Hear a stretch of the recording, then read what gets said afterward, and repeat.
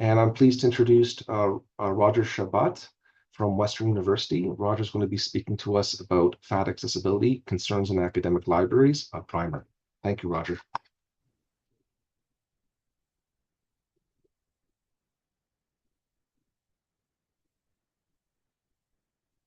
Great. Good morning, everyone.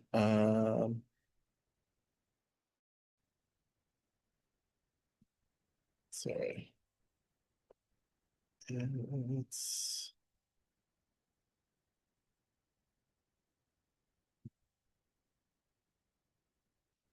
do it this way. Oops. So good morning, everybody. My name is Roger Chabot, and I work at Western University in London, Ontario, and I'm coming you from the traditional territories of the Anishinaabe, Haudenosaunee, Lenape, and Chinook nations. So this morning I'm going to try to give a whirlwind introduction to fat accessibility concerns in academic libraries. And I'm going to sort of be looking at or summarizing for everybody the research, including some of my own on the experiences of fat individuals in higher education, as well as some developing work in the library and information science.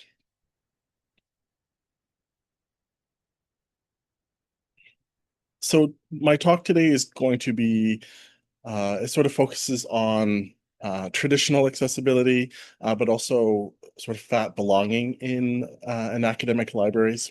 So this is why I begin with understanding anti-fatness.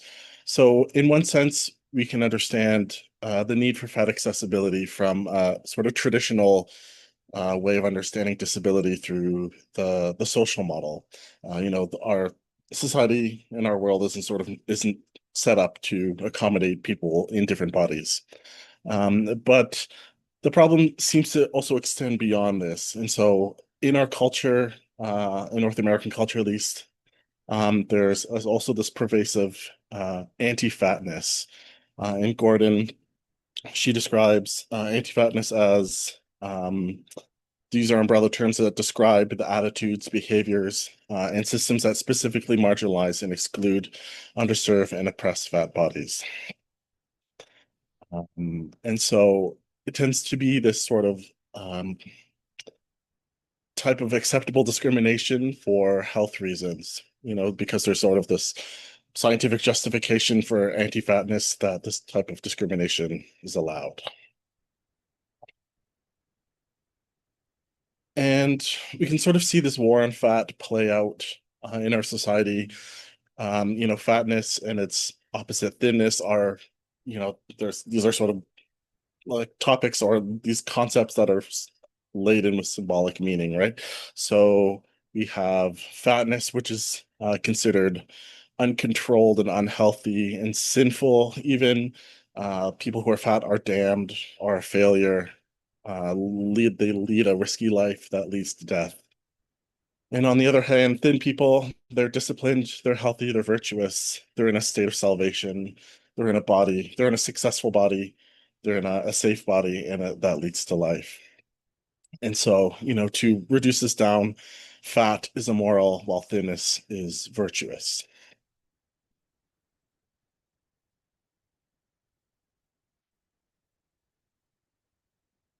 Um, and so we can sort of begin to look at the research on fatness.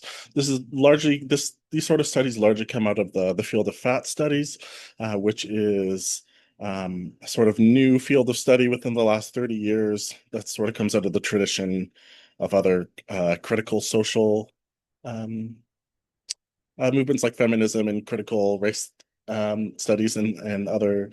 These are sort of cousins. Um, and so we could begin with Hettreg and Attig, who um, will present on, or they write about pretty evocatively on the experiences of students in classroom spaces. And so what they write about is how classroom spaces function not only to shape students' minds intellectually, but also try to shape their bodies by promoting a homogeneously sized student population which I quote, a message violently enacted through rigid and unforgiving furniture. And so in the image I have on the screen here is a picture of single seats in a tiered auditorium with a very small immovable desk in front attached to the seat. And so these are the types of furniture that Hetrick and Attig um, are critiquing as rigid and unforgiving. Heather Brown, she looked at fat female students, and what she found is that fat unfriendly learning spaces and social shame negatively impact students' constructions of themselves as learners in the classroom. And so this caused them to question, quote, the validity of their assertions and their right to belong on campus, especially when they felt they were being judged as bodies rather than as learners. And so in this work, we see a bit of more focus on students as learners, but there's also work on um, staff and faculty as well. And sort of summarizing this literature, we can see how Tishner and Mawson, for instance, they found that fat faculty members and employees are perceived as less credible, knowledgeable, and competent by their peers. And sort of as a, even though the study was before, you can sort of see the link to Fizanek's conclusions how fat faculty members face discrimination in the promotion and tenure process. Hunt and Rhodes, they found that fat faculty members and employees report being body shamed, verbally abused, and subjected to microaggressions. And Heath, in his dissertation, he found that fat employees face prejudice and were provided with fewer resources in their roles in higher education, prompting them to consider leaving higher education altogether.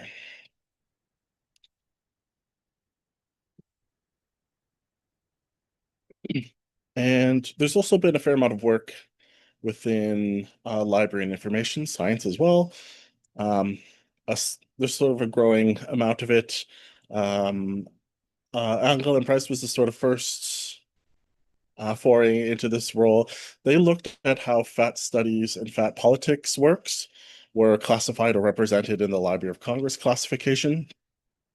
Um, so these their study found that virtually none of these were classified in class H, which is the social sciences, plural. And but they were all mostly classified in class R, which is medicine.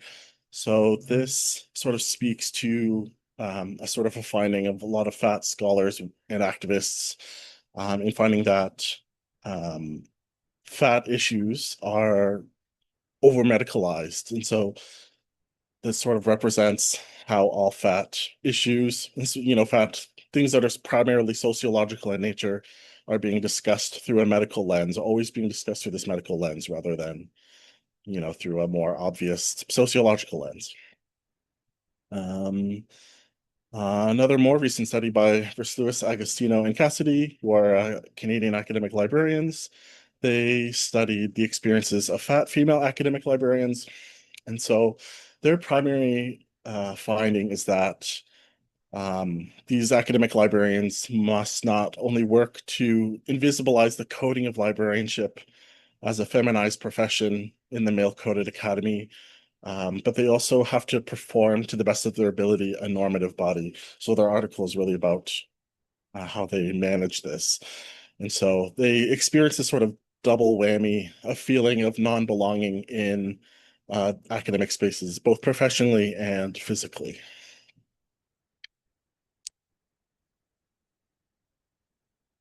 And I've done some work on my own in this area. So in 2021, I performed a study of online library furniture catalogs.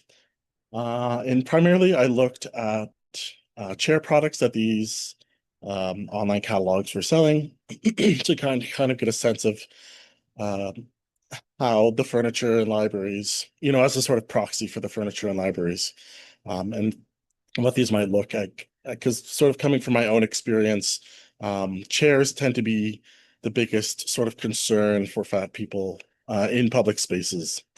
Um, So what I found is that chair seat dimensions are predominantly unsuitable for many fat people.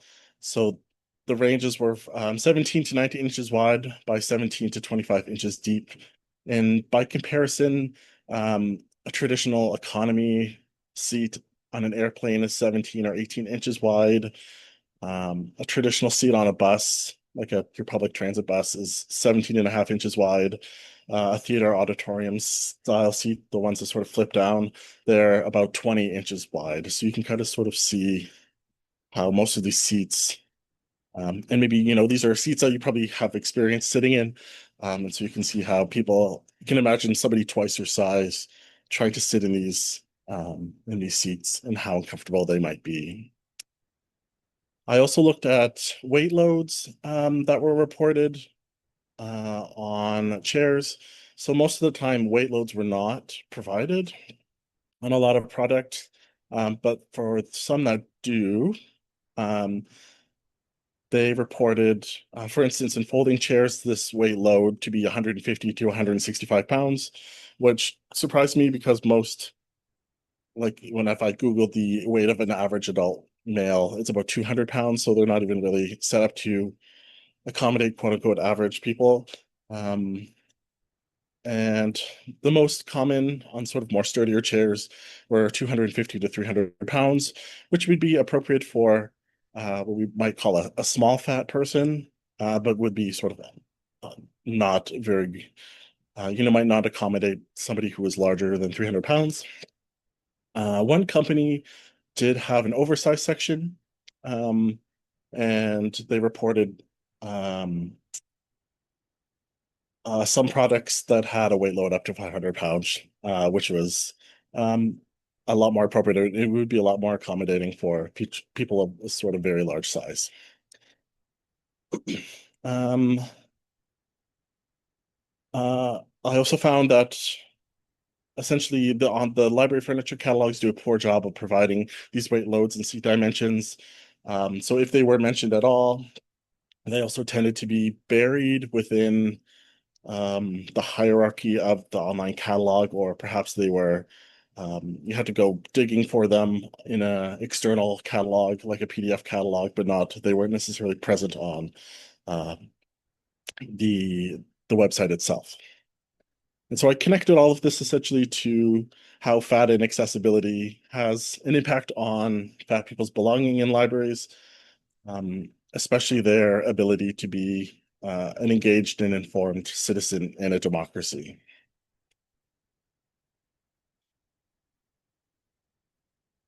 And so the question that I hope my talk elicits this morning is your library reproducing anti-fatness in some of these ways? Or I hope these sort of bring awareness to the ways that, how anti-fatness is sort of also sort of invisible at the same time. And so I'm hopefully I bring some awareness to these issues that are faced in academic libraries in particular.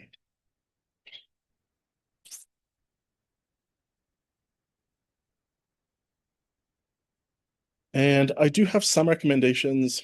These are sort of unstructured recommendations based on my own personal experience living as a very fat person in society, in from having worked in libraries, in teaching in library schools.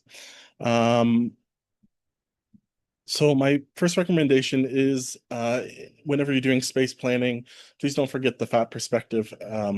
We tend to be fairly quite good at considering the accessibility needs of people in wheelchairs, for instance, and these sorts of physical accessibility needs, but we don't often think about um, other types of bodies who may not necessarily fit into uh, into our normal size, quote unquote, normal sized um, uh, fixtures in our libraries.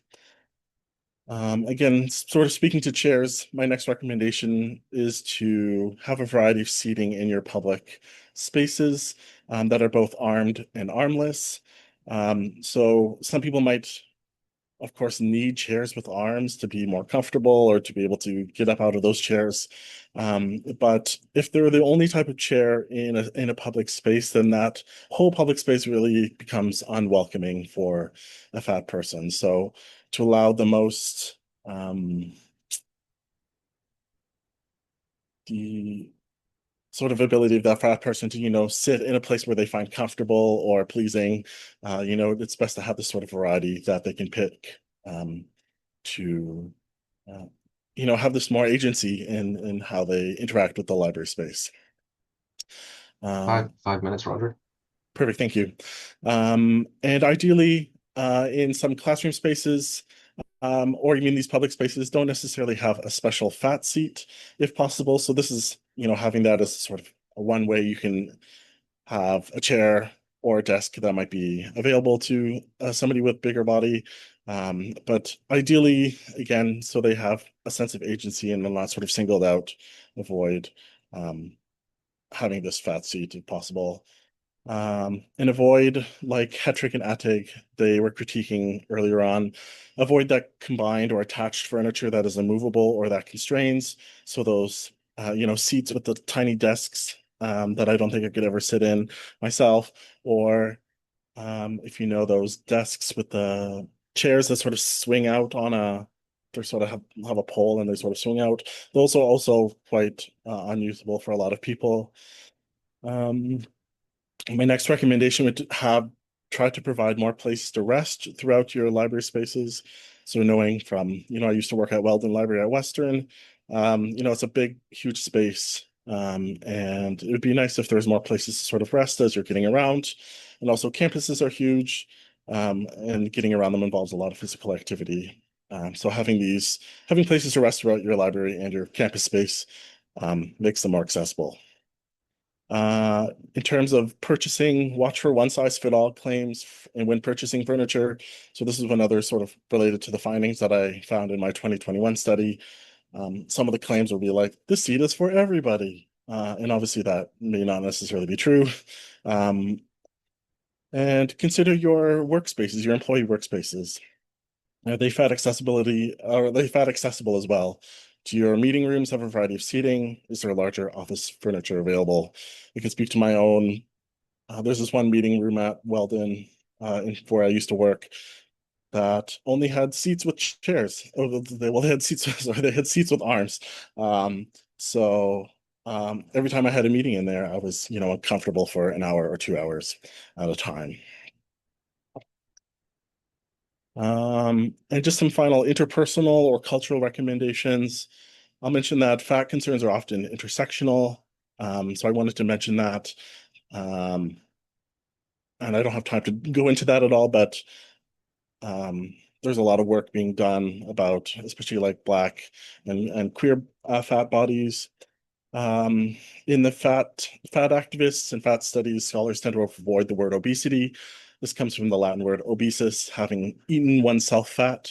And so this word essentially blames people for their fatness when there could be a variety of reasons why somebody is in a bigger body.